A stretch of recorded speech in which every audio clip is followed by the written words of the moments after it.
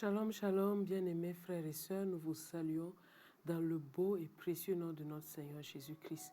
Le psaume 1 nous dit « Heureux l'homme qui ne marche pas selon le conseil des méchants, qui ne s'arrête pas sur la voie des pécheurs, qui ne s'assied pas en compagnie des moqueurs, mais qui trouve son plaisir dans la parole de Dieu. » Et ce matin, je crois que tu es heureux ce matin de venir prendre du temps dans la présence de Dieu.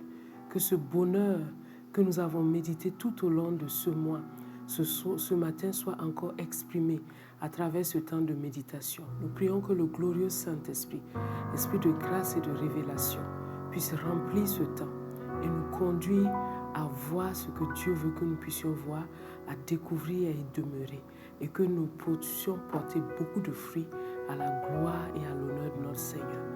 Merci à chacun de vous, à vous qui êtes en présentiel et à vous qui êtes en ligne, de participer à ces temps. Que la grâce et la paix de notre Seigneur soient votre partage. Et ensemble, louons, célébrons, réjouissons-nous de celui qui nous a sauvés, de celui qui nous a aimés, de celui qui a fait de nous ses fils et ses filles en Jésus-Christ notre Seigneur. À lui seul soit la gloire, maintenant et à jamais.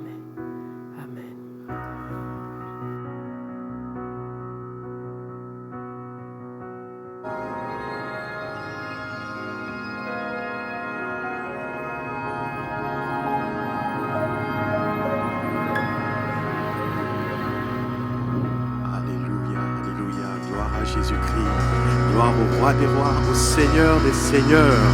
Psaume 47, verset 2 dit: vous tous peuples, battez des mains en l'honneur du roi.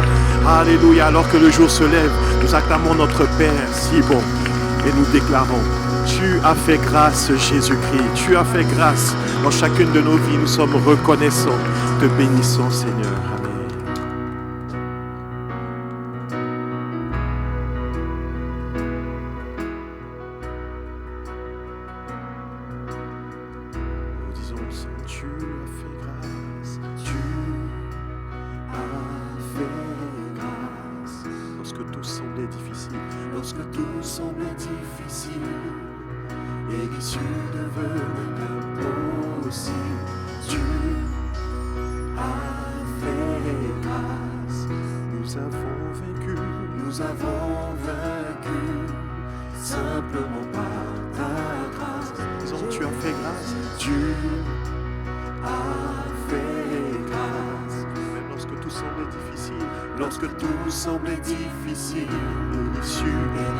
Dans les défis de l'impossible comme du possible, tu as fait grâce. Nous avons vaincu, simplement par ta grâce, Jésus. Et le couplet dit: nous voici. Regardons très loin en arrière, nous pouvons dire que tout est grâce. Nous pouvons dire que tout est grâce. C'est par ton amour et ta bonté, c'est par ton amour et ta bonté qui se renouvelle pour. Redisons: nous voici. Regardons très loin en arrière, nous pouvons dire que tout est grâce. C'est par ton amour et ta bonté. Ta bonté qui se renouvelle pour nous chaque matin.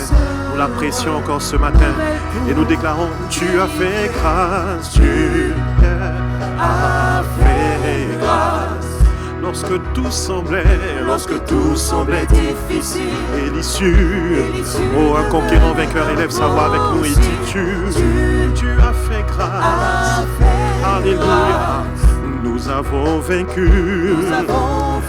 Amen. L'amour de Dieu est avec nous et la grâce du Seigneur Jésus également. Disons: tu as fait grâce. Tu as fait grâce.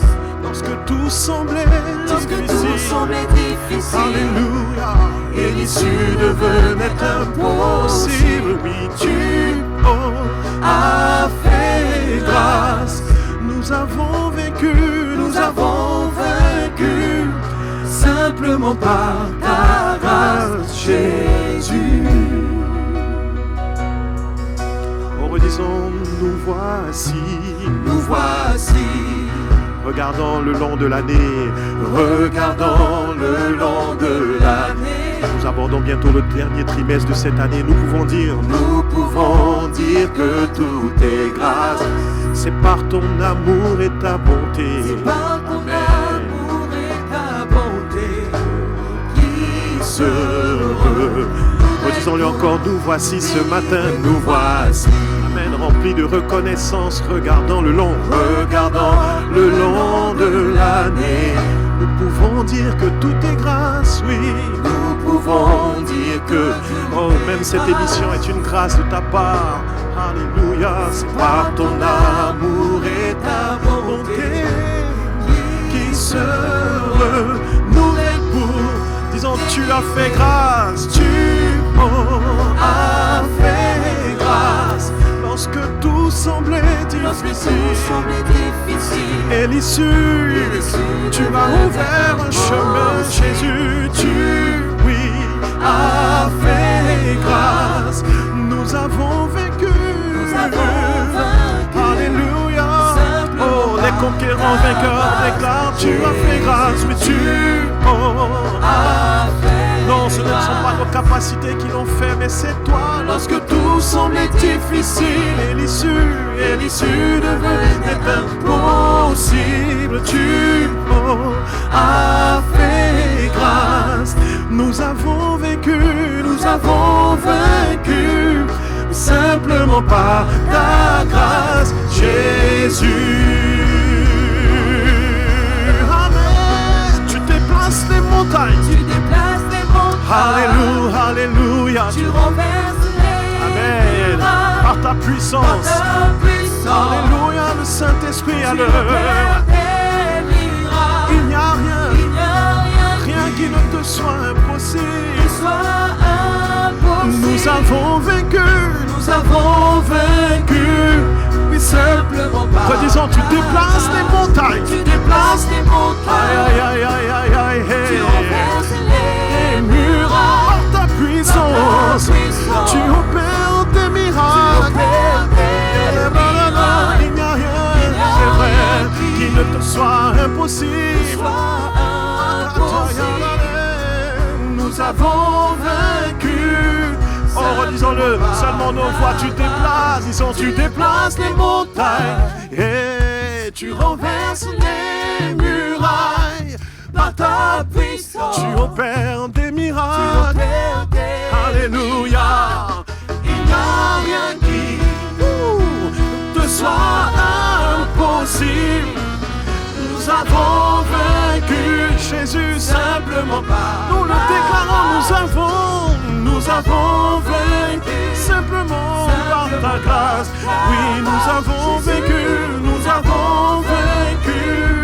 simplement par.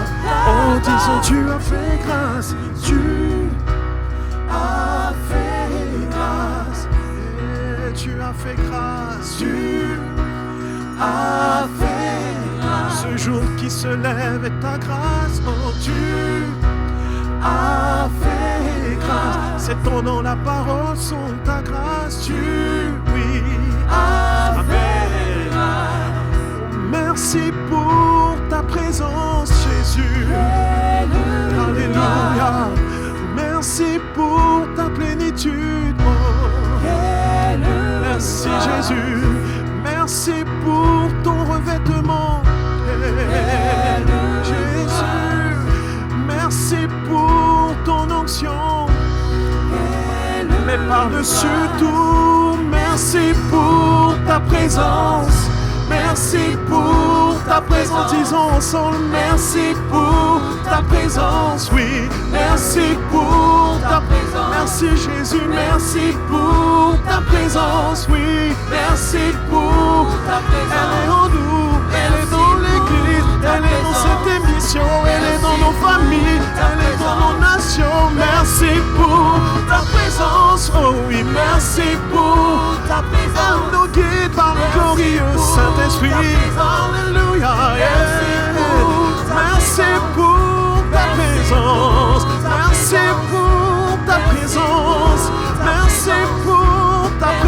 présence. Nous sommes passionnés de toi. Merci Jésus. Nous apprécions ta présence. Quel privilège de porter la présence du glorieux Dieu, du glorieux Saint-Esprit en nous. Gloire à toi, Père. Merci pour ta présence.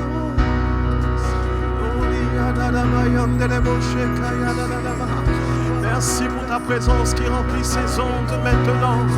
Merci pour ta présence qui remplit cette émission maintenant, du début à la fin. Merci pour ta présence, tu es le Saint d'Israël qui siège dans les louanges de ton peuple. Oh, gloire à toi, Père, gloire à toi, Jésus, gloire à toi, merveilleux Saint-Esprit. Merci pour ta communion. Nous venons passionnés de toi. Nous approchons avec une joyeuse assurance le trône de la grâce ce matin. Te rendons gloire, te rendons gloire. Alléluia. Merci Jésus. Oh, quel privilège nous avons. Heureux ceux que tu admets en ta présence. Ils peuvent te célébrer encore et encore.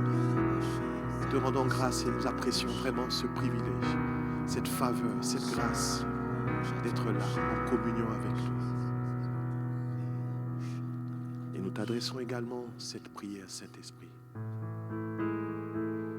Conduis-nous dans toute la vérité. Ce matin encore, conduis-nous dans les saintes Écritures. Nos cœurs sont ouverts ce matin, nous sommes là pour toi, disposés à être des instruments, à être utiles. Enseigne-nous, Saint-Esprit. Pour que ma prière touche le Père et change la terre. Aide-moi, ô Saint-Esprit, pour que ma louange monte comme un parfum agréable. Aide-moi, ô Saint-Esprit, pour que la parole que je médite transforme ma vie. Aide-moi, ô Saint-Esprit. Pour que ma vie entière atteigne sa destinée. Aide-moi, ô Saint-Esprit. Tu connais le cœur du Père, car tu es l'Esprit du Père. Tout ce que tu es, tout ce que tu fais, a valeur d'éternité. Je suis bien heureux de me laisser diriger par toi. Tu connais le cœur, Tu connais le cœur du Père, car tu es l'Esprit du Père, l'Esprit du Père. tout ce que tu es, Tout ce que tu es, tout ce que tu fais, tout ce que tu fais, a valeur d'éternité. Je suis bien heureux de me laisser humblement diriger par toi, Esprit. Disons, tu es Dieu. Le Saint-Esprit est Dieu. Alléluia. Tu es Dieu. Tu es Dieu. Tu es Dieu. Oui, tu es mon Père. Tu es mon Père. Tu es mon Père. Oh, tu es mon Père. Tu es mon Père. Et l'Esprit chante.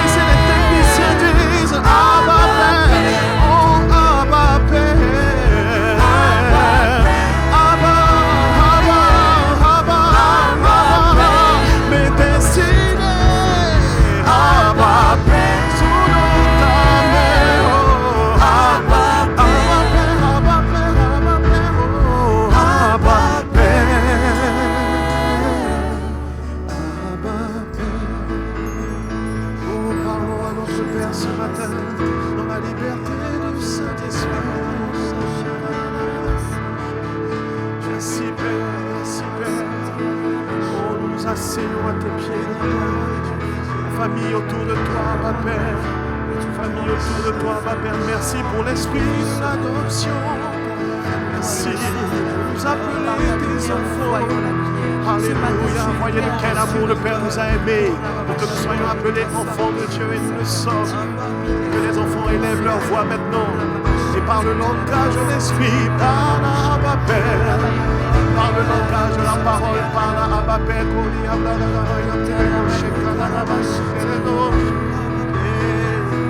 Père, nous sommes heureux d'être là.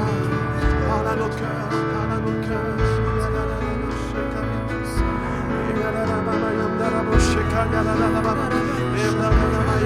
Ce sont les parfums qui montent, les prières des saints qui montent maintenant par le glorieux Saint-Esprit. Alléluia. Bénissons le Père, disons-lui merci pour cette parole merveilleuse que nous recevons ce matin. Tu as fait toutes choses par ta parole, tu soutiens toutes choses par ta parole puissante. Quel privilège nous avons de recevoir ce matin cette parole, précieux trésor, précieuse grâce que nous recevons avec reconnaissance ce matin. Oh Père, nous sommes heureux d'être là. Oh, ceux qui tournent le regard vers toi sont rayonnants de joie et le visage ne se couvre point de honte. Nous voici, Père, très heureux d'être là.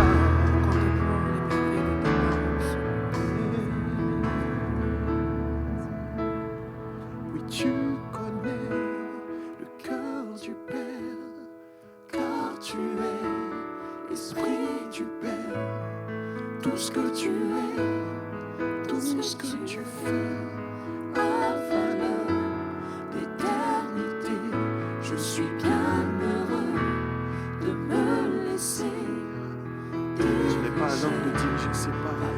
Je me dis, tu connais le cœur du Père. Tu connais le cœur du Père, Car tu es l'Esprit du Père. l'Esprit du Père. Tout ce que tu es, Tout ce que tu et es, tout ce que tu tout ce que tu fais, a valeur éternité. Je suis bien heureux, Bien heureux vivre du de bonheur, me laisser humblement dirigé diriger par l'Esprit. par toi, l'Esprit. Tu es Dieu, Tu es Dieu. Tu es Dieu. tu es Dieu, c'est vrai. Tu es Dieu. Tu es Dieu. Et tu es mon Père. Tu es mon Père. Tu es mon La Père. plus excellente des révélations, tu es. Tu es mon Père.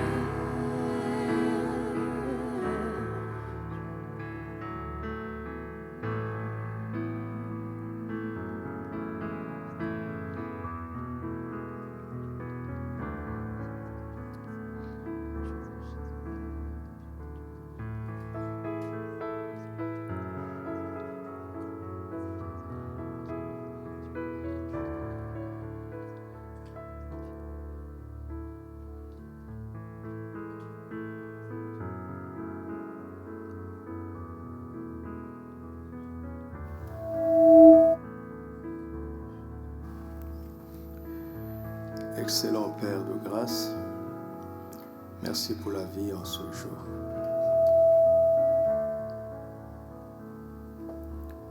Et nous sommes heureux de commencer cette journée, de terminer cette semaine avec ta parole. Saint-Esprit, viens nous éclairer.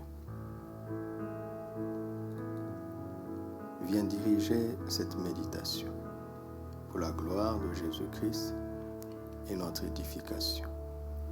Amen. Merci Seigneur. Alléluia.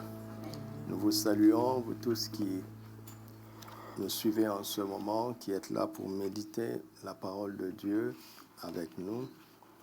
Shalom, Pasteur Arlette. Shalom, apôtre Doudou. Voilà, nous avons la joie de nous retrouver ce matin par la grâce de Dieu pour méditer ensemble. Tout ce mois durant, nous avons médité sur le thème du livre du bonheur. Et dans le psaume 119, ce sont 172 versets qui sont en fait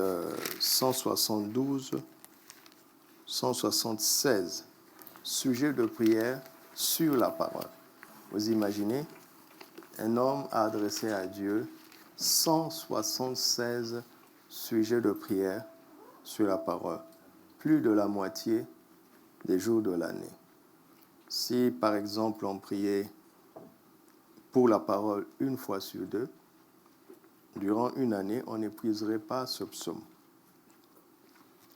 Cela, vraiment, en méditant sur ce psaume, je me suis rendu compte combien nous faisons de prières vaines et nous prions pour les choses qui souvent sont déjà pourvues, pour des choses où nous n'avons simplement qu'à agir par la foi. Et parfois, nous prions même pour des choses dont nous n'avons pas besoin. Et ça m'a vraiment interpellé de considérer que ce psaume est une prière. En fait, c'est une liste de sujets de prière adressés à la parole de Dieu. C'est comme si on priait, on parlait à la parole pour la parole dans nos vies. Amen. Mais nous avons pris le chemin du bonheur à cause du premier mot. Il dit « heureux », le premier verbe, le premier verset du psaume 119. Il dit « heureux ceux qui sont intègres dans leur voie ». Comment y arrivent-ils? Parce qu'ils marchent selon la loi de l'Éternel ou tout simplement selon la parole de Dieu. Le bonheur donc, c'est d'arriver à marcher selon la parole de Dieu. Et tout ce qui s'ensuit, toutes ces prières vont dans le sens de nous aider à marcher selon la parole de Dieu, ce qui nous permettra d'être heureux, tout simplement. C'est merveilleux. Nous sommes donc à la fin de ce mois. J'annonce en même temps que le trimestre qui nous reste de cette année bénie sera consacré à la prière dans le cadre de l'église locale, comme nous l'avions annoncé. Mais dans le cadre des méditations quotidiennes, le trimestre sera consacré à la santé et à la guérison divine.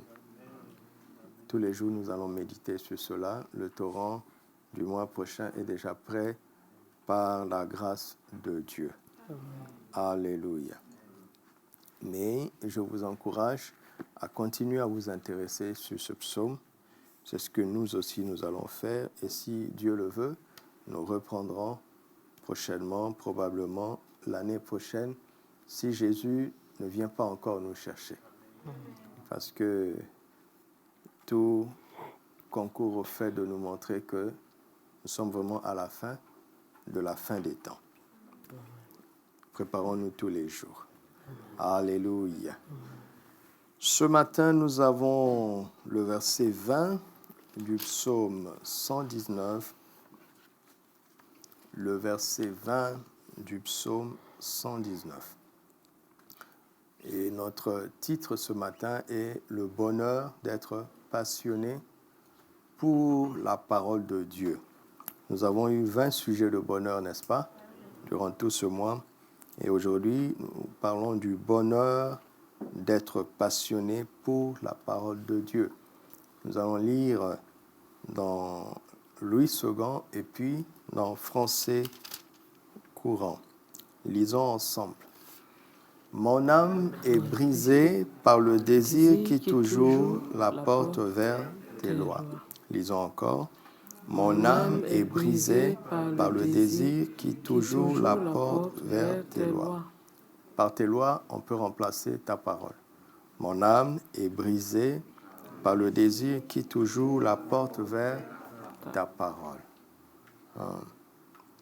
Français courant. Je me passionne pour les décisions que tu as prises en toutes circonstances. Voilà, Français courant nous aide un peu. Mon âme est brisée par le désir. Ça semble parfois lourd à comprendre. Mais Français courant nous aide en interprétant ce verset. Il nous dit que je me passionne pour les décisions que tu as prises en toutes circonstances. Nous voyons donc dans ce passage que la parole de Dieu est le document où l'on peut trouver les décisions que Dieu a prises. Et cela embrasse toutes les circonstances. C'est intéressant à savoir. Dans la parole de Dieu, nous avons une information des décisions que Dieu a prises. Et il les a prises en toutes circonstances. Cela veut dire que quelle que soit la situation, la circonstance que nous traversons, nous pouvons nous référer à Dieu, le consulter dans les Écritures pour voir comment lui, quelle décision il a prise dans ces circonstances-là. Ça, c'est très intéressant. C'est très intéressant.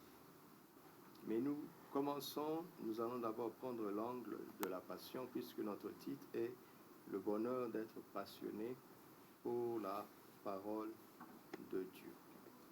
Nous avons proposé quelques textes de base. Luc, chapitre 10, verset 21. Pasteur va lire pour nous. En ce moment même, Jésus tressaillit de joie par le Saint-Esprit et il dit, « Je te loue, Père, Seigneur du ciel et de la terre, de ce que tu as caché ces choses aux sages et aux intelligents et de ce que tu les as révélées aux enfants. Oui, Père, je te loue de ce que tu l'as voulu ainsi. » Amen. Amen. Jésus tressaillit de joie. Jean chapitre 2, versets 13 à 16. Jean 2, 13 à 16. La Pâque des Juifs était proche et Jésus monta à Jérusalem. Il trouva dans le temple les vendeurs de bœufs, de brebis, de pigeons et les changeurs assis. Ayant fait un fouet avec des cordes, il les chassa tous du temple, ainsi que les brebis et les bœufs. Il dispersa la monnaie des changeurs et renversa les tables. Et il dit aux vendeurs de pigeons, « ôtez cela d'ici, ne faites pas de la maison de mon Père une maison de trafic. » Ses disciples se souvinrent qu'il est écrit, « Le zèle de ta maison me dévore. » Le zèle de ta maison me dévore. Le zèle de ta maison me dévore. J'espère qu'on m'entend toujours. Je ne m'entends pas moi-même. Le zèle de ta maison me dévore. Matthieu chapitre 9, verset 36. Matthieu 9, 36. Voyant la foule, il fut ému de compassion pour elle parce qu'elle était languissante et abattue, comme des brebis qui n'ont point de berger. Jésus fut ému de compassion. Matthieu 14, verset 15. Matthieu 14, 15. Le soir étant venu, les disciples s'approchèrent de lui et dirent, « Ce lieu est désert et l'heure est déjà avancée. Renvoie la foule afin qu'elle aille dans les villages pour s'acheter des vivres. » Matthieu 15, verset 32. Matthieu 15, 32. Jésus, ayant appelé ses disciples, dit, « Je suis ému de compassion pour cette foule, car voilà 3 jours qu'ils sont près de moi et ils n'ont rien à manger. Je ne veux pas les renvoyer à jeun, de peur que les forces ne leur manquent en chemin. » Voilà, nous voyons la différence. Mais Jésus, lui, il est ému de compassion. Il ne veut pas les renvoyer tels qu'ils sont venus, ou même à jeun. Jean chapitre 11, versets 33 à 40. Jean 11, 33 à 40. Jésus, la voyant pleurer, elle et les Juifs qui étaient venus avec elle, frémit en son esprit et fut tout ému. Et il dit, « Où l'avez-vous mis » Seigneur, lui répondit-il, viens et vois. Jésus pleura. Sur quoi les Juifs dirent, voyez comme il l'aimait. Et quelques-uns d'entre eux dirent, lui qui a ouvert les yeux de l'aveugle, ne pouvait-il pas aussi faire que cet homme ne mourût point? Jésus, frémissant de nouveau en lui-même, se rendit au sépulcre. C'était une grotte et une pierre était placée devant. Jésus dit, ôtez la pierre. Marthe, la sœur du mort, lui dit, Seigneur, il sent déjà, car il y a 4 jours qu'il est là. Jésus lui dit, ne t'ai-je pas dit que si tu crois, tu verras la gloire de Dieu? Jésus frémit en son esprit. Ah, là, ça devient intéressant. On dépasse maintenant la dimension de l'âme. Jésus frémit en son esprit et fut tout ému. Ah, ça devient important ici.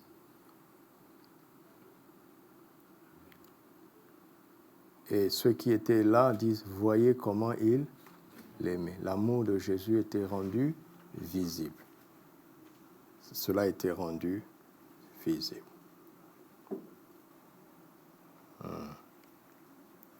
Ne perdons pas de vue que Jésus est la parole faite chair. Il est la manifestation physique de ce qu'est la parole de Dieu. Amen.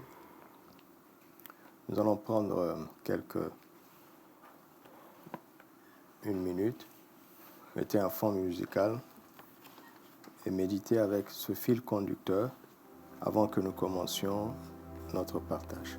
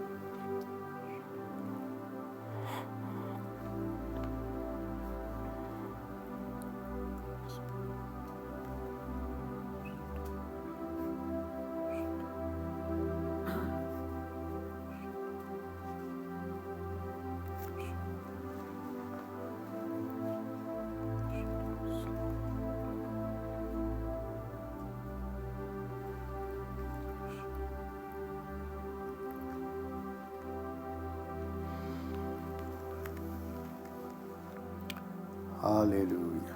Amen. Voilà, pasteur, qu'est-ce qui vous touche? Farou, pouvons-nous commencer notre méditation? Merci, pasteur, apôtre.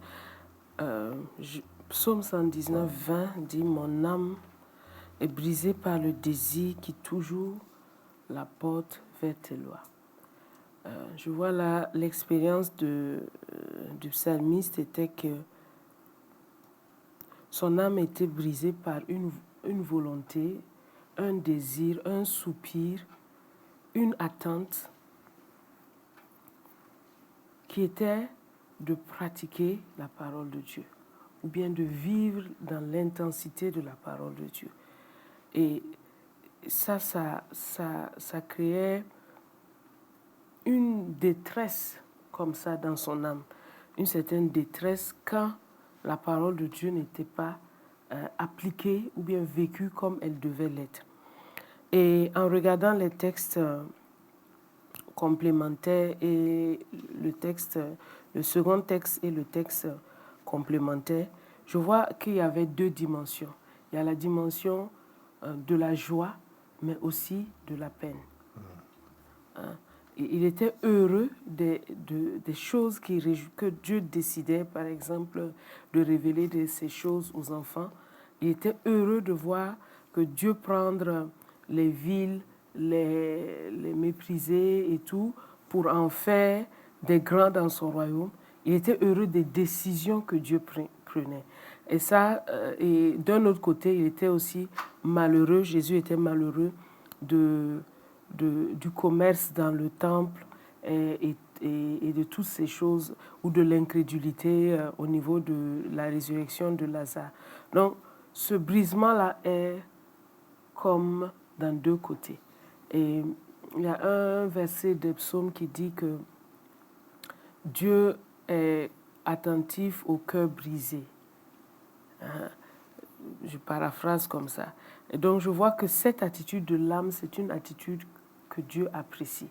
C'est-à-dire que notre âme, avec ses émotions, doit être au service de la parole. Et tout doit être au service de la parole. C'est ça qui... Notre âme, avec ses émotions, doit être au service de la parole. L'expression « mon âme est brisée » est vraiment une expression qui est forte et qui doit nous interpeller. Nous savons tous en 1 Thessaloniciens 5, 23 que l'être humain est esprit, âme et corps.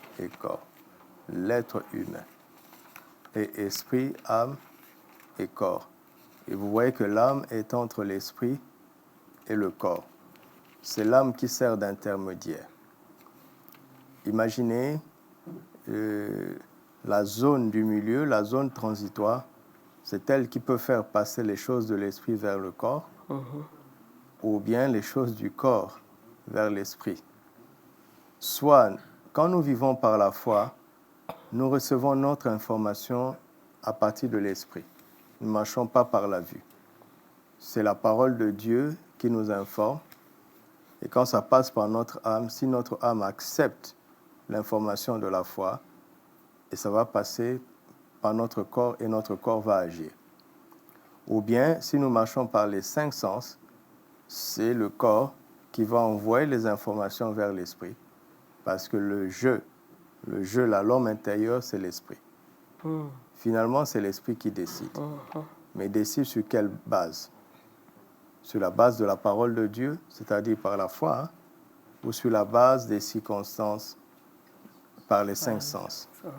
Donc, et l'âme est là, tiraillée par 2 sources d'information. Maintenant, lorsque une âme est brisée, elle n'a plus de barrière. Elle ne trie plus.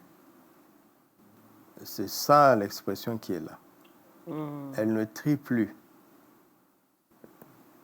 Ce qui vient de l'esprit va passer vers le corps, ou bien ce qui vient du corps va passer vers l'esprit parce que l'âme est brisée, elle ne trie plus.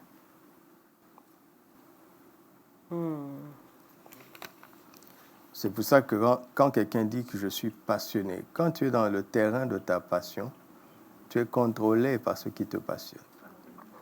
Ouais, tu n'as plus de maîtrise. Quand on est passionné, on n'a plus de maîtrise.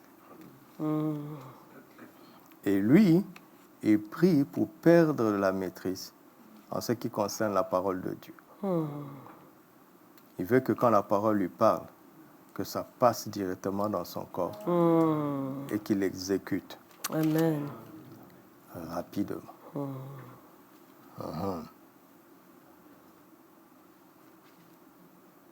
Mais l'inverse peut arriver sans qu'on ne le décide, sans qu'on ne prie pour. Le négatif s'impose à nous, souvent en voulant même contourner notre décision, parce que ce corps est déchu, la chair va toujours vers ce qui est opposé à l'esprit. Donc, si nous ne prions pas ce genre de prière, nous finirons par être passionnés par ce qui est opposé à la parole de Dieu. Et sur ce terrain-là, nous perdrons toute maîtrise. Nous perdrons le contrôle. Voici la grande importance de cette prière. Vous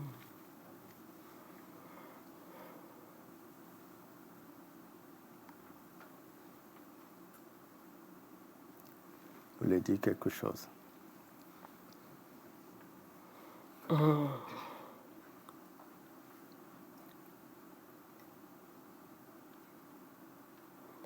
Mon âme est brisée par le désir. Donc, le besoin de laisser la parole, de laisser notre âme être passionnée, c'est-à-dire saisie par la parole, désireuse de la parole, au point que il n'y ait plus de barrière d'un côté comme de l'autre.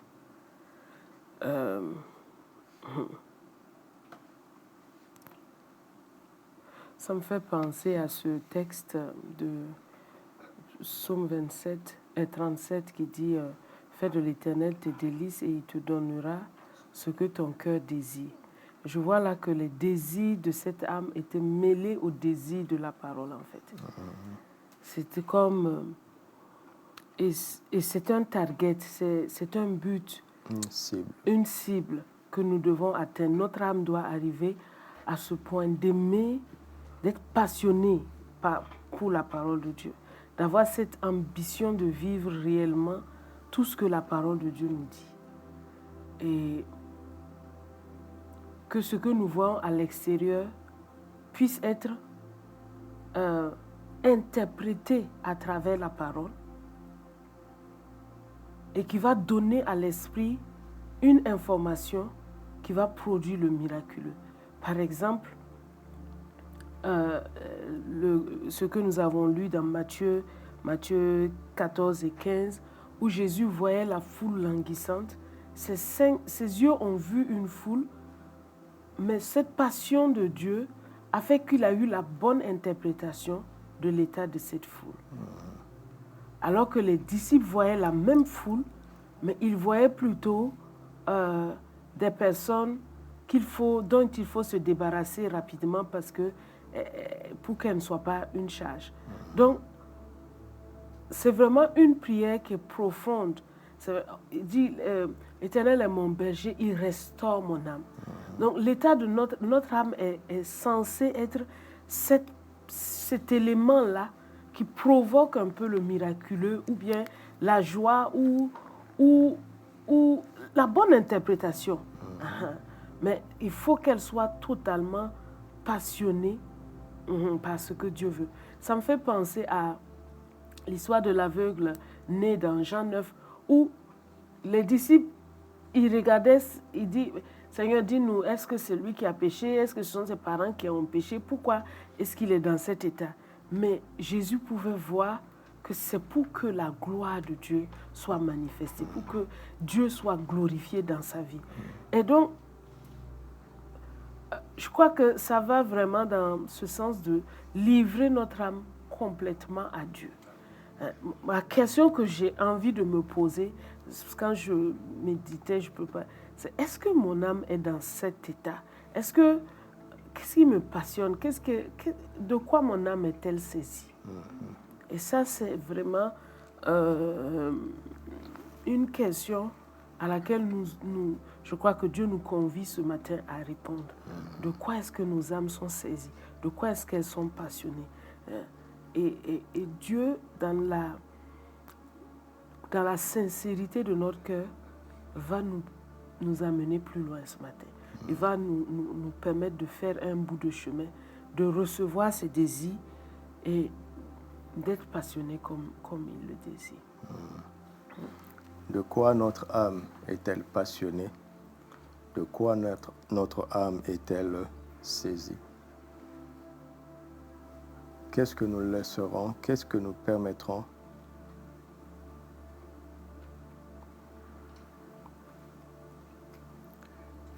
Ou bien, à quoi donnerons-nous l'autorisation de briser notre âme? Ça, ce sont des questions très, très importantes. Très importantes. On doit savoir que le Saint-Esprit, qui est un avec notre esprit, cherche à franchir tous les jours la barrière de notre âme pour influencer tout notre être. Mais nous devons savoir aussi que le prince de ce monde, tous les jours, cherche à influencer notre âme à travers les 5 sens et à travers les circonstances. Ça, c'est un combat de tous les jours dont chaque enfant de Dieu doit être conscient. Je vous dis toujours que le Torah, c'est pas un livre où on détaille les explications d'un thème, c'est un manuel de méditation. Donc c'est un concentré. Les quelques phrases, les quelques paragraphes qui sont là sont des concentrés. Donc quand tu fais l'exercice déjà de te dire pourquoi le pasteur passe de tel verset à tel verset, tu vas arriver là où le Seigneur m'a amené quand j'écrivais ceci. Dans Jean 2, on voit comment Jésus était quasiment à fleur de peau.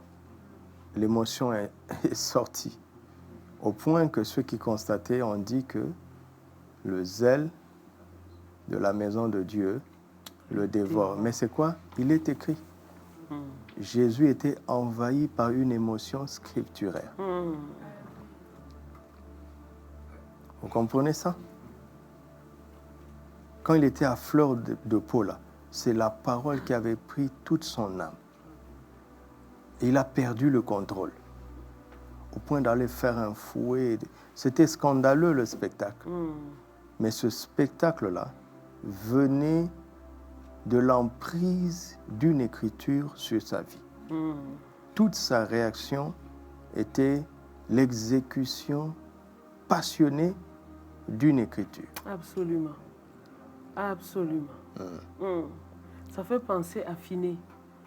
Phiné, le fils de Éléazar, qui a été saisi d'un zèle.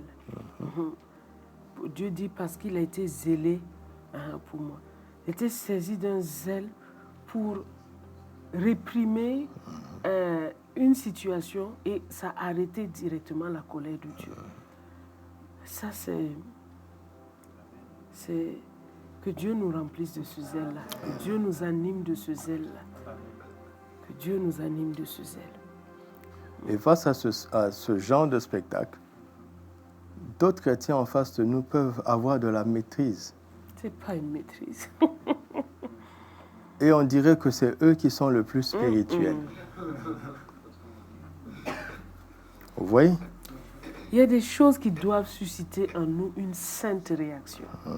Une réaction, je ne dirais pas violente, mais énergique. Et c'est comme si on insulte ta maman et puis toi, ça ne te dit rien. Je crois que même si tu as fait le sage, dis à la personne, écoute, c'est pas comme ça qu'on fait. Je crois que toi et ta mère, après, vous n'allez pas vous entendre. Parce qu'elle va comprendre que toi, là, tu es un enfant bizarre. Ça doit sortir de nous. Immédiatement. Sans qu'on ait à y réfléchir, à même essayer Dieu veut que la parole nous remplisse et qu'elle devienne le moteur de nos qu'elle prenne le contrôle de notre être. émotions. Dieu veut que la parole prenne le contrôle de notre être. Peu importe ce que les gens peuvent en penser. Maintenant, regardez dans Matthieu 9, 36. Face à une foule, Jésus est ému de compassion. Les disciples sont des spectateurs privilégiés. Ils ont vu ça. Et dans 14, 15, nous sommes quasiment face au même spectacle. Ils sont face à une foule. C'est comme ça que Jésus nous teste. Il réagit d'abord, il nous donne l'exemple. Et quelques temps plus tard, il nous place face à la même situation que lui, espérant que nous aurons la même réaction que lui. Mais voici des disciples insensibles, des apôtres même, insensibles qui disent « renvoie à la foule ». Jésus ne les a pas écoutés. 3 jours plus tard, Jésus va leur montrer qu'ils ont manqué de compassion. Leur âme était... Ils n'arrivaient pas à ressentir les émotions de Dieu dans leur âme. Ils n'étaient pas en phase avec Jésus dans leur âme. Et ça, c'est un grand problème pour nous. Est-ce que nos sentiments, nos émotions sont en phase avec les émotions du Seigneur? Dans Luc 10, il tressaillit de joie. Jésus a perdu encore le contrôle, mais pour une émotion positive. Rions-nous quand Jésus rit, pleurons-nous quand Jésus pleure. Où vont nos émotions? Dans le sens de la parole de Dieu ou bien de la pensée humaine?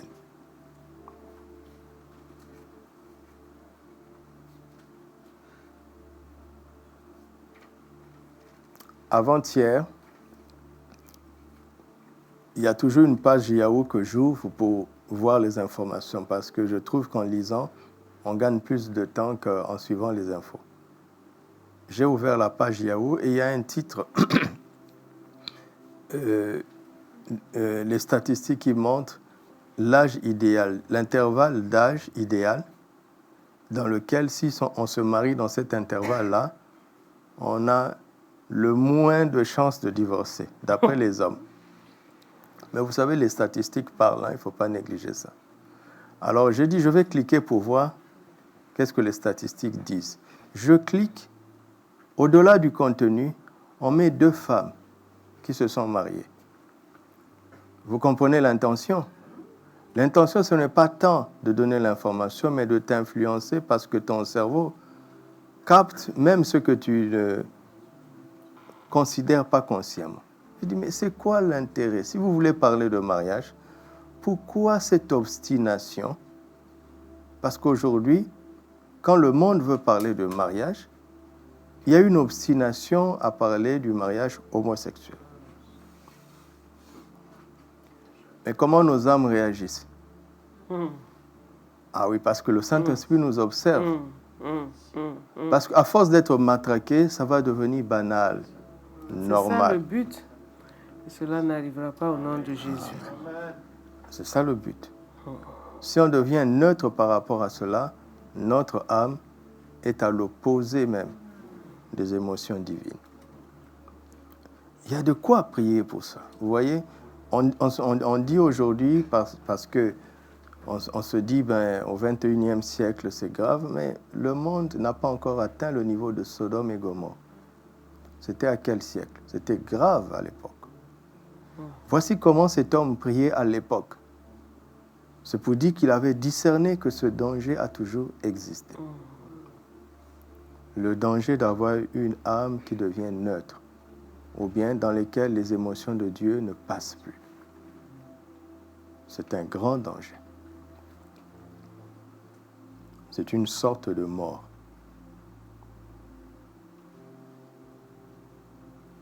Il y a de quoi prier pour cela. Absolument. Seigneur, que j'arrive à rire de ce qui te fait rire, que j'arrive à pleurer de ce qui te fait pleurer. Que je ne sois jamais en déphasage par rapport à tes émotions. Que je ne sois jamais neutre.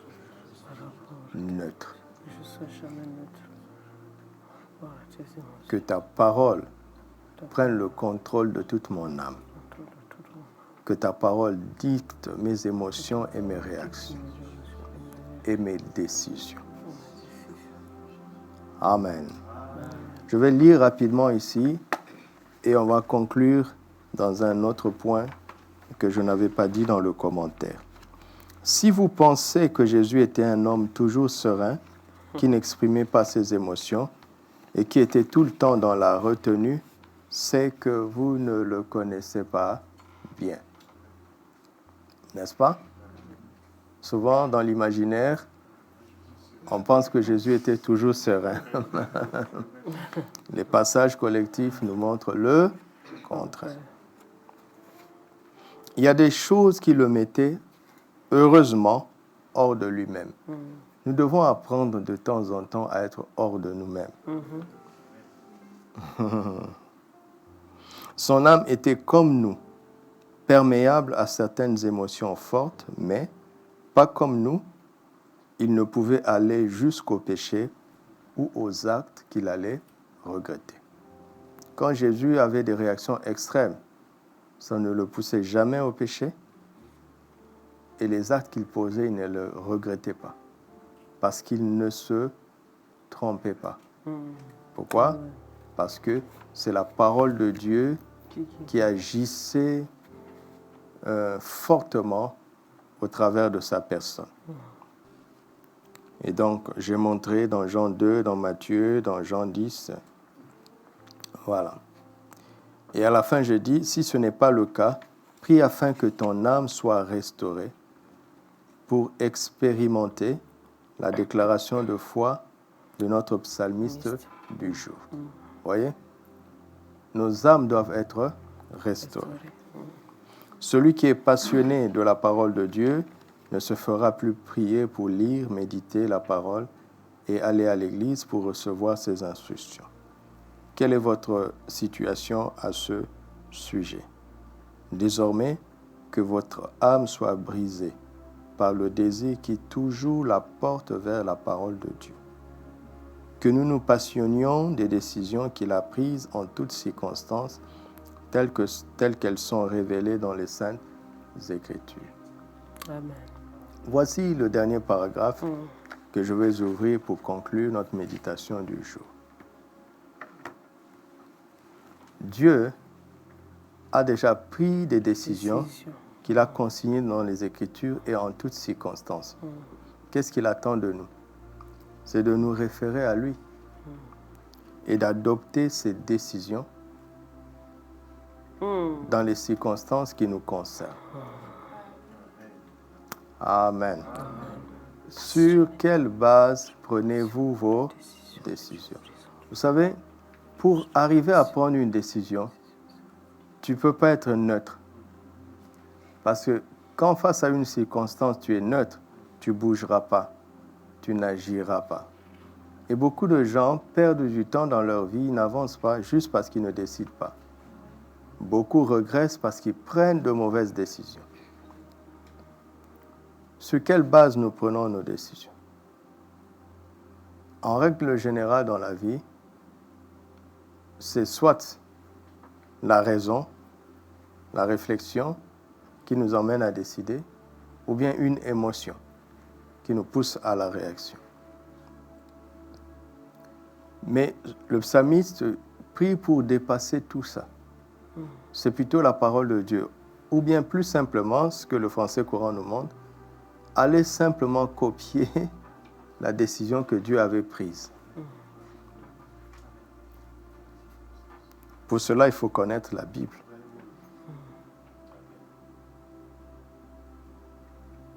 Dans Esther au chapitre 6, pasteur, je lisais ce matin, un jour, le roi n'arrivait pas à dormir. Il a fait lire le livre des Annales, des Chroniques. Oui. Et là, il s'est rendu compte qu'un homme avait sauvé sa vie, Mardoché, Et il pose la question. Qu'est-ce qu'on lui a donné? Quelle marque de distinction et d'honneur Mardochée a-t-il reçu pour cela? S'il n'y avait pas le livre des Chroniques, Ce serait passé aux oubliés. voilà. Ou bien, vous savez, les rois, quand une situation se crée dans un royaume, le roi ne décide pas d'abord. Hein. Il demande au conseiller, y a-t-il un précédent? On consulte l'histoire. Voilà. Et qu'est-ce qu'on avait fait face à pareille circonstance? Et Dieu nous a donné la Bible pour ça. C'est un livre de précédents. Qu'est-ce que Dieu avait décidé quand il était dans cette circonstance pour qu'on copie sa décision? C'est ça. Un autre volet aussi de je me passionne des décisions que tu as prises en toutes circonstances. Et avec Luc 10, c'est le choix de Dieu sur les gens. C'est-à-dire Dieu met un choix sur quelqu'un. On doit être passionné de la décision que Dieu a prise. Passionné de ce que Dieu a décidé que cette personne soit ceci ou cela. Passionné de la révélation que Dieu donne à cette personne. Passionné des dons qu'il lui donne. Passionné de l'impact qu'il a. Passionné de ce qu'il est, sans juger quoi que ce soit autour. Dis, je te loue de ce que tu as caché ces choses aux sages et aux intelligents et de ce que tu les as révélées aux enfants. Jésus était pleinement passionné du choix du Père. Tu aurais dû choisir celui-là, ça aurait été mieux si c'était celui-là. Non. Souvent, on dit de ne pas discuter les dons et les appels de Dieu. Mais là, je vois, ce n'est pas seulement ne pas discuter, mais se réjouir des dons et des appels de Dieu. Amen. Et ça, c'est quelque chose qui m'a beaucoup touchée. Voilà. Se réjouir, de joie par le Saint-Esprit. Oh, papa, merci d'avoir pris celui-là comme ceci ou cela. Nous ne devons pas subir les décisions de Dieu du genre, bon, puisque c'est ce que tu avais décidé, qu'est-ce qu'on va faire? On n'a pas de choix. Être heureux de cette Nous devons être décision. heureux de cela. Parce qu'on sait que c'était la meilleure C'est des la choses. meilleure chose. Amen. C'était le meilleur choix possible. Amen. Comme nous sommes passionnés là de papa, là, moi je suis passionné de son choix et je suis passionné du thème de l'année. Je suis passionné des thèmes du mois. Amen. Je suis passionné des thèmes qui vont de prédication à l'autre. Je m'assois là, je mets les thèmes déjà l'un après l'autre. Je dis, mais comment on va passer de ça à ça là? Je ne comprends pas. Mais je sais que ce n'est pas par hasard. Je veux rester là, juste quand ça devient clair là, je suis tellement heureux. Dieu veut tout notre être, notre esprit, notre âme, Et notre corps. Il veut notre cœur. Il veut que nous soyons passionnés de sa parole, que nous embrassions ces décisions passées et que nous les actualisions aujourd'hui, passionnément, avec grande fierté, en regardant les gens en face, en leur disant, on ne pouvait pas faire mieux. Absolument. Tu sais, dans cette circonstance-là, c'est ça qu'il faut faire. Et fais-le avec joie. Amen. Je te promets que c'était la meilleure des choses à faire. Amen. Comment tu sais? C'est ce que Dieu Tu avait as fait. dit. Et si tu suis ça, tu vas voir. Et tu lui dis, hein, tu lui montres que tu es sûr que ça le rendra heureux. Absolument. Tu es sûr. Tu imagines si tu prends la même décision que Jésus. Tu ne peux que réussir. Absolument. Il n'y a pas de doute à cela. Nous devons être passionnés de cela. Absolument. Passionnés du choix de Dieu, passionnés de ses révélations, passionnés de ses décisions, en fait, passionnés de sa parole. Amen. Et un autre point, c'est que quand Jésus a une émotion, disons négative, si on peut l'appeler, comme la colère face à ces vendeurs, à ces changeurs, cette colère ramène les choses dans son état normal. C'est-à-dire que, puisqu'il a eu cette passion Le temple. durant le temple, ça n'a pas juste été Oh, c'est pas normal. Vous devez pas juste vendre des choses ici. Non, c'était Pousser le à fouet. l'action. Et donc, du coup, après, il n'y avait plus de vendeurs. Et donc, la maison a été purifiée. C'est-à-dire que mais ce qui est négatif finit par amener une action qui produit en fait la joie. Par exemple, hier, bon, pendant qu'il est petit, on peut encore parler de lui. J'étais assis en bas à la maison et Azaf descend et dit « Pardon, papa. Pardon, papa. Pardon, papa. » Je dis « Qu'est-ce que tu as fait ?» Il dit « J'ai fait une bêtise. » Il a fait quelque chose pour lequel je l'avais fouetté il y a longtemps. Et quand il a refait, il s'est rendu compte qu'il a fait une gaffe. Sans que je m'en rende compte, lui-même, il est déjà venu dire pardon. Le fouet lui a montré les limites à ne pas franchir. Voilà. On ne peut pas éduquer les enfants en étant neutre. On ne peut pas. Et Dieu nous éduque comme ça aussi. Il doit nous montrer ce qui l'irrite. Il doit nous montrer ce qui lui plaît. Voilà. C'est-à-dire, quand un enfant a fait ce qui est mal, on lui dit que ce n'est pas bien. Quand il a fait ce qui est bien, on doit aussi montrer la joie. On doit aussi le féliciter, vraiment dans la joie. C'est ce que Jésus nous montre.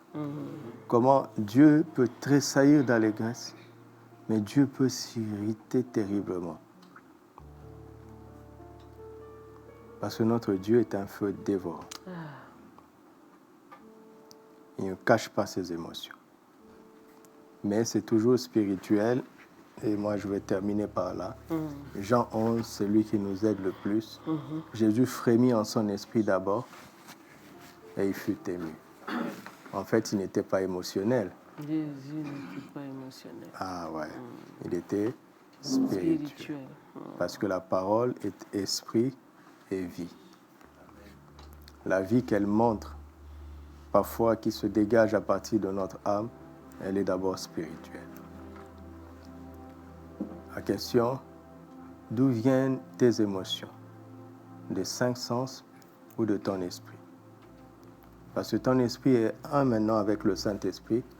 Il n'y a pas d'émotion négative dans ton esprit. À chaque fois que nous avons une émotion négative, sachons que là, nous sommes charnels. Et le charnel est dirigé par les 5 sens, donc par l'extérieur. Mais le spirituel est dirigé par la foi, à partir de l'intérieur. D'où viennent nos émotions? 1, elles doivent venir de notre esprit. 2, nous ne devons pas être toujours dans la retenue. Les émotions fortes, parfois que le Saint-Esprit dépose ou bien impulse dans notre esprit, on doit les laisser passer. Pour que le monde voit l'expression de la parole à travers notre corps, Amen. à travers notre âme. Amen. Et ça vaut la peine de prier pour cela.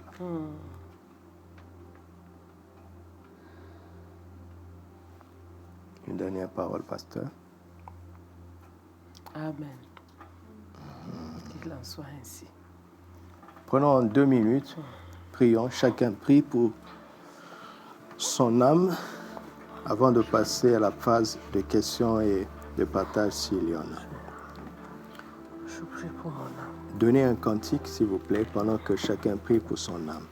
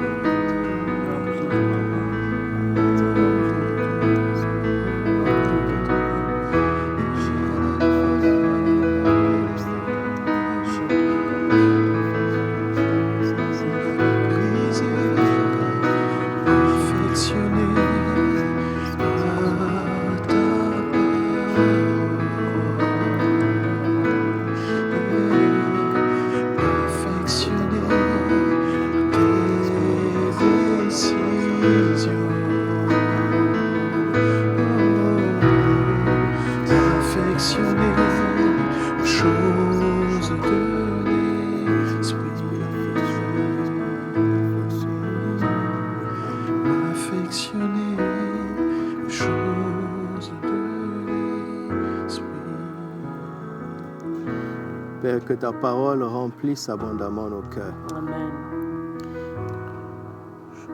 Et que notre âme ne fasse aucun obstacle à ta parole. Amen. Je prie que non seulement ta parole puisse passer de notre esprit à notre âme, mais que ta parole puisse contrôler notre âme. Amen. Que ta parole puisse transformer, restaurer notre âme et que notre âme puisse exprimer librement, largement toutes tes émotions. Amen. Aide-nous à être en phase avec toi, Seigneur Jésus-Christ, à ressentir les mêmes choses que toi, à nous réjouir des mêmes choses que toi, à nous attrister des mêmes choses que toi, à être passionnés des mêmes choses que toi. Purifie et restaure nos âmes. Que nous soyons zélés comme toi. Amen. Que nous soyons émus de compassion comme toi. Amen.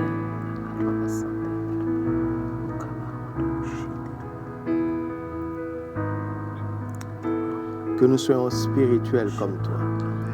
Que nous ne soyons plus charnels et que chaque jour, que nous soyons de moins en moins charnels, de plus en plus spirituels. Amen. Grâce à l'œuvre de ta parole dans nous. Amen. Tu as dit que ta parole est une épée aiguë à 2 tranchants. Elle est capable de séparer l'âme et l'esprit. Elle est capable de dissocier tous les mélanges, toutes les confusions. Dissocie-les de nos vies. Amen. Et rééduque-nous, Seigneur, Amen.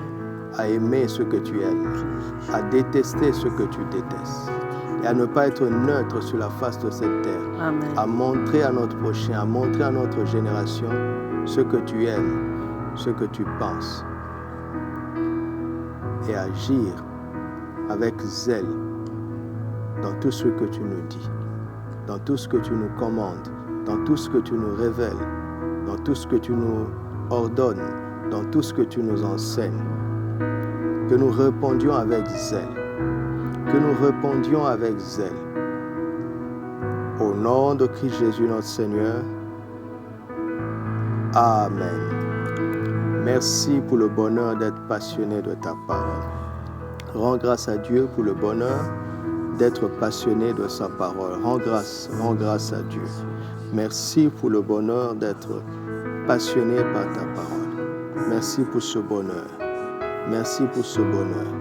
Cela rend heureux, certainement, certainement, certainement. Merci pour ce pas de plus dans l'expérience du bonheur dans cette vie grâce à ta parole. Merci Saint-Esprit, au nom de Jésus. Amen. Voilà, dans le temps qui nous reste, rapidement s'il y a des partages et des questions. Donnez-moi une idée du temps qui nous reste, s'il vous plaît, entre-temps.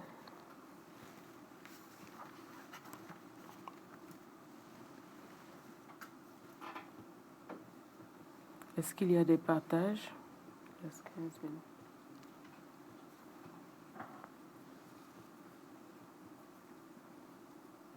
Ou des questions? Ici ou en ligne. Vas-y. Partage. Alors, les soupirs d'une âme passionnée pour Christ et sa parole nous conditionnent à perdre la maîtrise de nous-mêmes pour être continuellement sous la maîtrise de l'esprit de foi afin d'avoir du répondant. Qu'en pensez-vous? Je comprends ce qu'il a dit. Il faut peut-être l'expliquer un peu plus. Allez-y. En comprenant, je suis d'accord. Être sous la maîtrise de l'esprit, ça ne veut pas dire qu'on va... C'est-à-dire laisser l'esprit nous guider, nous faire agir ou réagir comme il veut. Parfois, il va nous dire de ne rien faire. C'est cela, avoir du répondant face aux circonstances.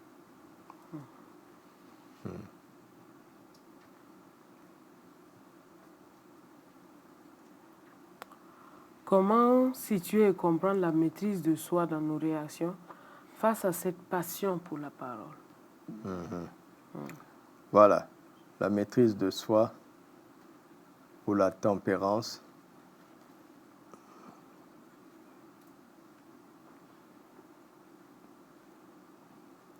Ça ne veut pas dire simplement être serein.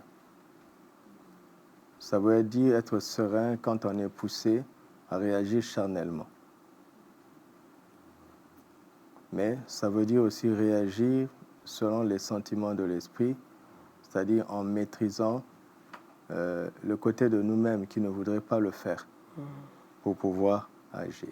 Donc, la méditation d'aujourd'hui enrichit notre compréhension de la maîtrise de soi. On ne va pas dire dans Jean 2, quand Jésus a châtié ces vendeurs-là dans le temple, qu'il avait perdu la maîtrise de soi, qu'il n'avait plus ce fruit de l'esprit. Au contraire, voyez. Donc ce n'est pas le fruit de l'âme, c'est le fruit de l'esprit.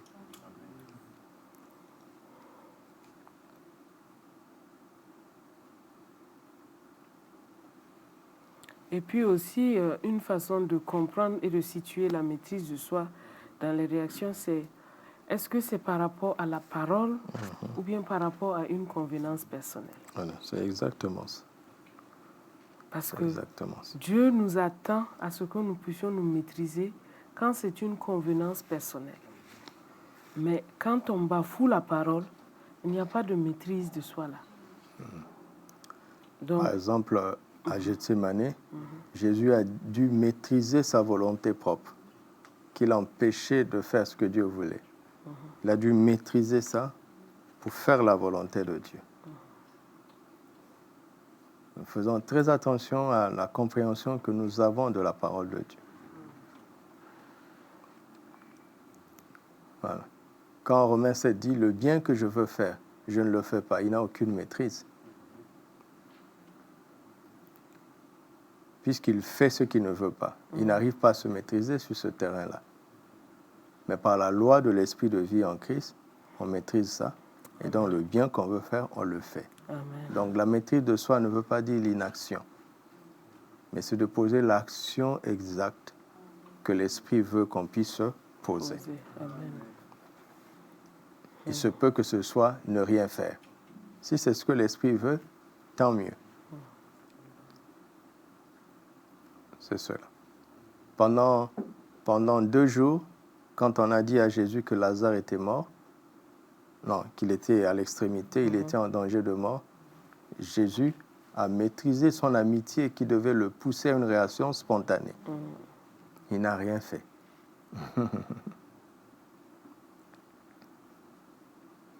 C'est ça. Autre question, s'il y en a. C'est bon. C'est bon pour les questions. Y a-t-il des questions sur le plateau ici? Ou des partages?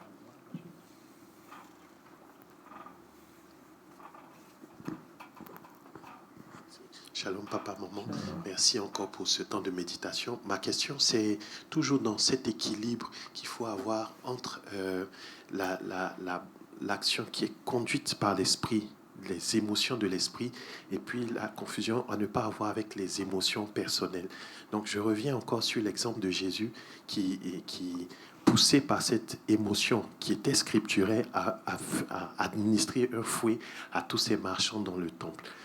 Pour un frère, par exemple, qui est dans l'église et qui rentre, par exemple, dans l'église et qui se rend compte que des responsables ou des aînés sont peut-être en train de manger ou bien faire du désordre dans le temple et qui est saisi aussi, par exemple, d'une sainte colère en voyant, mais pourquoi ce désordre?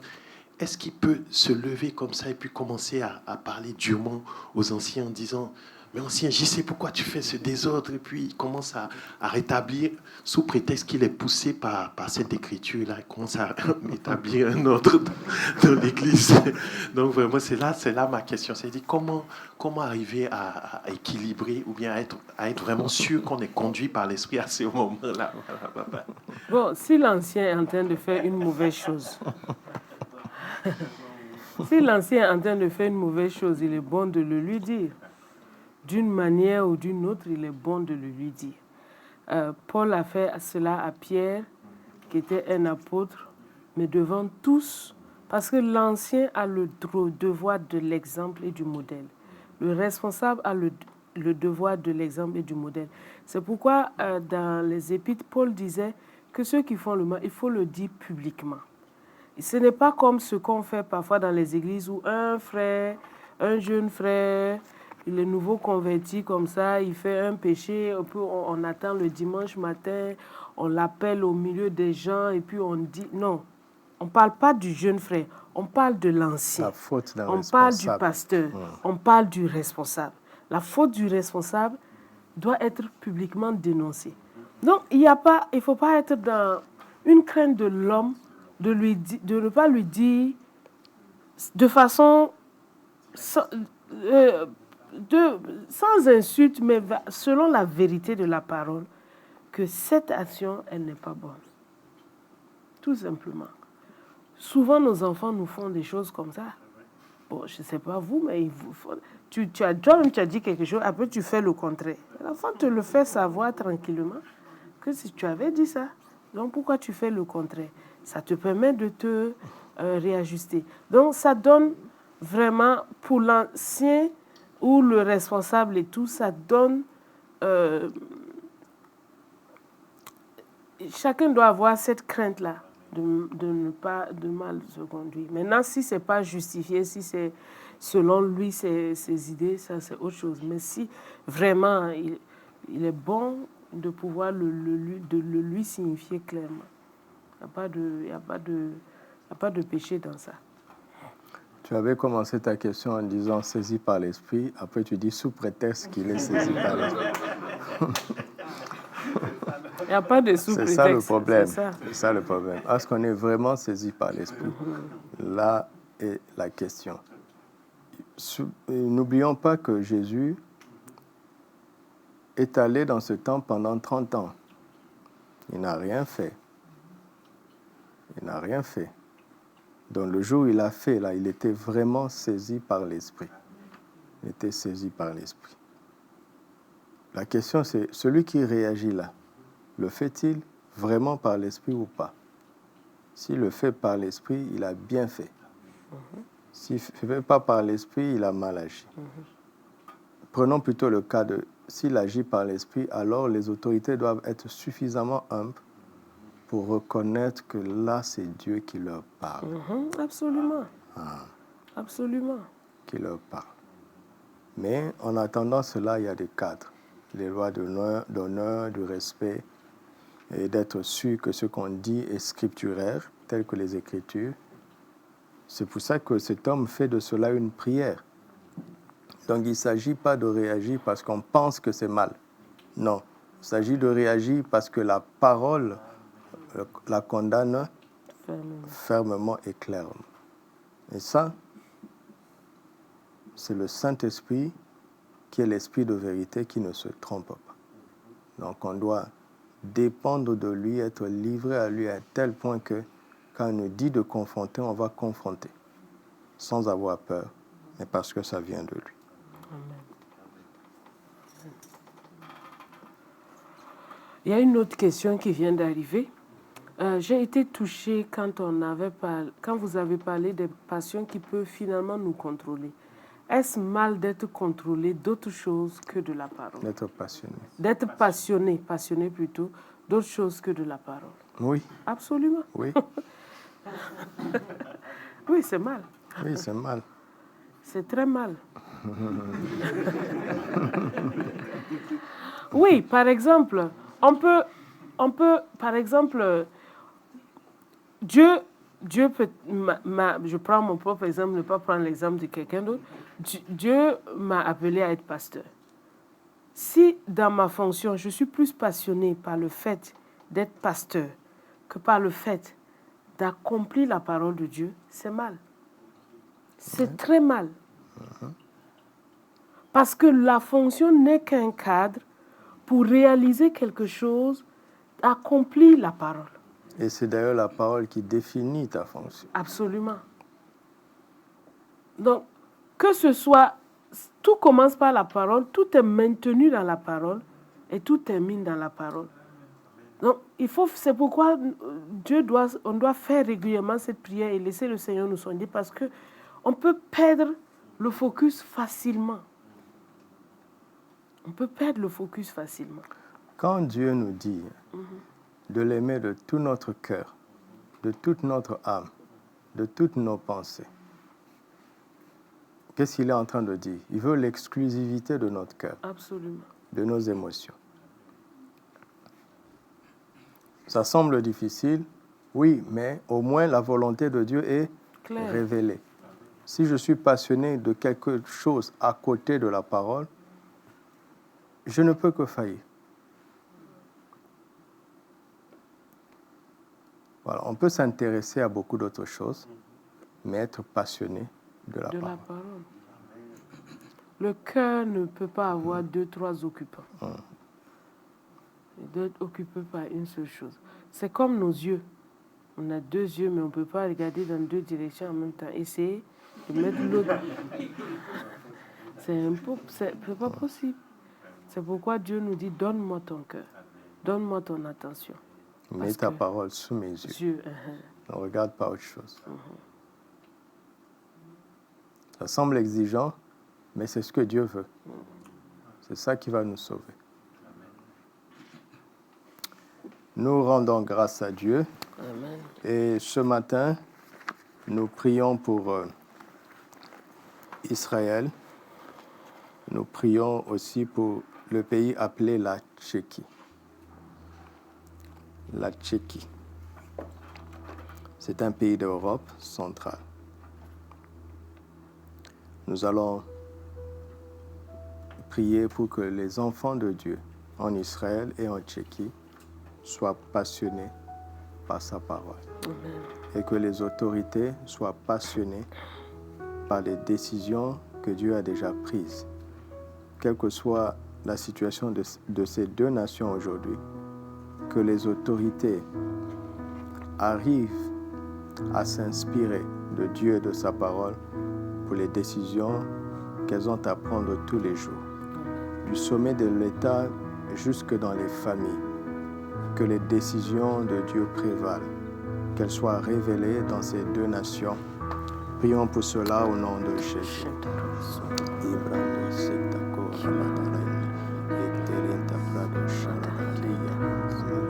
Que tes décisions prévalent sur ces nations.